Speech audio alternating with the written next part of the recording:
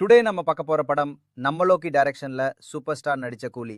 இந்த படத்தோட ஸ்டோரி என்னன்னு பார்த்தா, ஸ்டோரி என்ன சொல்லுறது, வேலை இல்லாத வெங்கட் பிரபு கூப்பிடு, வெள்ளிக்கிழமை படம் ரிலீஸ் ஒரு ஸ்டோரி சொல்லு, நூ புதன்கிழமை சொன்ன எப்படி சொல்லு, வரோ அப்படிதான் இருக்கு ஸ்டோரி.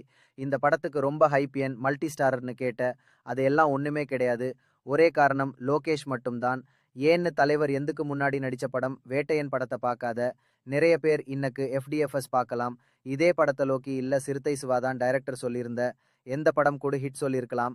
ஜிபியு மாதிரி ஆடியோ லான்ச்ல தலைவர் சொன்ன மாதிரி நான் கமல் ஃபேன் சார், நான் கேட்டிருக்கணும்ல, அப்படிதான் படம் இருக்கு. ஒரு படம் நல்லா வரணும்னு சொல்லி எதுக்காம 1000 கோடி வசூல் வரணும்னு நினைச்சா எப்படி இருக்கும். சௌபர் தான் படத்துல நடந்த நல்ல விஷயம். ஜெகபதி பாபு இல்லைன்னு நகார்ஜுனா கேஸ்ட் பண்ணித்தாங்க. உபேந்திரா அவரிடம் ஒரு தனி பிரசன்ஸ் இருக்குது, ஆனால் அதை பயன்படுத்தலை. ஃபைட் சீன்ஸில் தலைவரை பார்த்தா பாவமாக தான் இருக்குது. டூப் பயன்படுத்தியிருக்காங்கன்னு நினைக்கிறேன், ஆனால் உறுதியாக தெரியலை. கேமரா ஓகேவா இருக்குது, எடிட்டிங் ஓகே. அப்புறம் இந்த படத்தில் நடிக்காத ஹீரோ யார் தெரியுமா? அனிருத். சுருக்கமாக சொன்னால் சுமார்ன சீனில் கூட தலைவர் வரார், அழகர் வரார், சொல்லி கைத்தட்டும் மொமெண்ட் அக்குறார். நம்ம கோபி பிரசனை கூட 10 நாள் முன்பே எச்சரிச்சாரு. போஸ்டர் பார்த்துட்டே படம் மோசம் என்று சொல்ல வந்தார். நாம தான் கேட்காம எம்சியு, டிசி, எல்சியு எல்லாம் போனோம். அப்புறம் கிளைமேக்ஸ் வர அமீர் கான் சோட்டா பீம்லா வர வர ராஜு மாதிரி ட்ரௌசர் போட்டுக்கிட்டு அங்கும் இங்கும் ஓடிக்கிட்டு இருக்காரு. ஏதாச்சும் பண்ணுங்கடா கேட்ட 3 பேரும் சேர்ந்து பீடி குடிக்கிறாங்க.